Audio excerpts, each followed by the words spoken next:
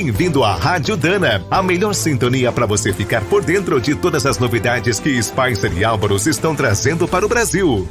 Você sabia que o Manuel dos Santos, o Eduardo Andrade, o Afrodísio Xavier e o Edinaldo Libânio foram jogadores importantes da seleção brasileira?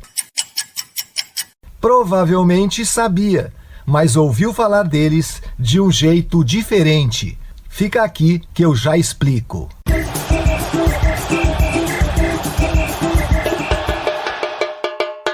E agora na Rádio Dana, ABZ da Seleção. Oi, eu sou Marcelo Ferla, jornalista e podcaster, e nos 3 próximos meses vou falar de seleção brasileira aqui na Rádio Dana. O Brasil é a única seleção que participou de todas as edições da Copa do Mundo. E como daqui a pouco tem Copa, que começa dia 20 de novembro, porque no Catar faz um calor de rachar no meio do ano, data em que todas as outras Copas foram disputadas, nós vamos aquecer as turbinas para o torneio de futebol mais legal do planeta. A ideia aqui é de almanaque, falar de tudo um pouco sobre nosso Scratch, do A até o Z, dos apelidos mais divertidos ao treinador mais vencedor. Bora fazer essa bola rolar? E já que hoje estamos dando o pontapé inicial desse programa, convocamos a primeira letra do alfabeto e a letra E de estreia para puxar assunto. A estreia da seleção brasileira foi no dia 21 de julho de 1914, contra um time inglês, o Exeter City.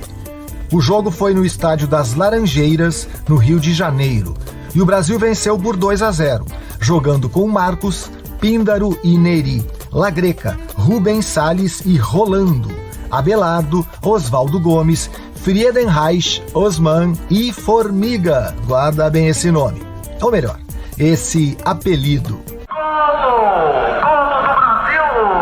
O carioca Oswaldo Gomes, que era do Fluminense, fez o primeiro gol da história da seleção, logo aos 15 minutos da vitória contra o Exeter City. Outro atacante, o Preguinho, também tem uma marca assim inesquecível. Foi dele o primeiro gol da história da seleção brasileira em Copas do Mundo, logo na estreia contra a Iugoslávia em 1930. O Brasil perdeu por 2-1, mas isso não vem ao caso nesse momento. Eu vou aproveitar que citei o Formiga e o Preguinho para chamar a letra A e falar de apelidos. O nome do Formiga, por sinal, era Afrodísio Xavier Camargo. Apelido de jogador de futebol é um barato. Pena que agora a moda é usar nome duplo com sobrenome gringo para facilitar a venda para o exterior. Imagina só, o Pelé, hoje em dia, seria chamado de Edson Nascimento, o Garrincha de Manuel dos Santos, o Tostão de Eduardo Andrade e o Grafite, que agora é comentarista de TV, de Edinaldo Libânio. Antes era bem mais divertido, quase todo craque de seleção tinha apelido.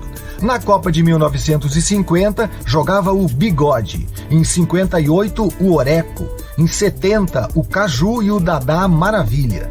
Em 1978, o Roberto Dinamite, em 82, o Serginho Chulapa, em 94 tinha o Dunga, que não era um dos anões. Em 2002, tinha o Vampeta, mistura de vampiro com capeta. E em 2018, o Hulk foi convocado, esse mesmo que agora tá no Galo, porque time também tem apelido. Falando em Galo, o Arthur Antunes Coimbra tinha 2 apelidos. Era o Zico e era o Galinho de Quintino. Apelido muda o status de um jogador. O Rigoberto Costa nunca faria sucesso com esse nome, mas foi convocado como Beto Fuscão, apelido que ganhou porque era comparado ao Luiz Pereira, que apelidaram de Luiz Chevrolet. E a nossa seleção teve o Careca, que era cabeludo, mas quando criança cantava músicas do palhaço Carequinha e depois jogou com Maradona, que os argentinos apelidaram de Deus. E tivemos os jogadores que não desafinavam, como o Carlinhos Violino e o Viola. E os craques com nome de inseto, de réptil, de ave, de bichinho de estimação. O lagarto nos anos 1920, o gatinho nos anos 30, o bodinho nos anos 40. E teve o canário, convocado para aquela seleção que jogava por música nos anos de 1950.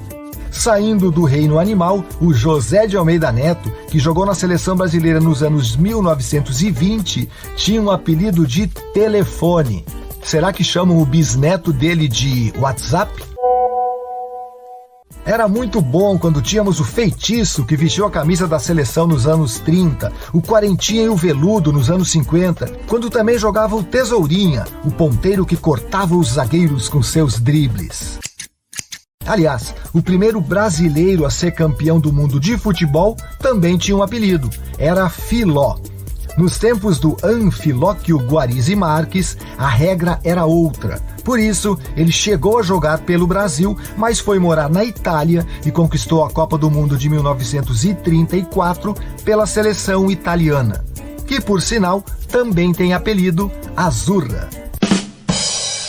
E será que a seleção Canarinho tem muito jogador com apelido em 2022? Que nada, tem pouquíssimos. Porém, nosso professor, o apelido que deram para quem é técnico por aqui, é mais conhecido como Tite, e não Adenor Bach, como foi batizado. ABC da Seleção. Gostou da primeira rodada desse programa ludopédico da Rádio Dana? Então volta na semana que vem, que temos muita história de seleção para narrar. Você acabou de ouvir mais um boletim da Rádio Dana, com o apoio de Spicer. Com Spicer você pode mais. E Álvaros, juntos para o que der e vier. Na hora de escolher as melhores peças para a linha leve ou pesada, não fique na dúvida. É Dana? Então manda!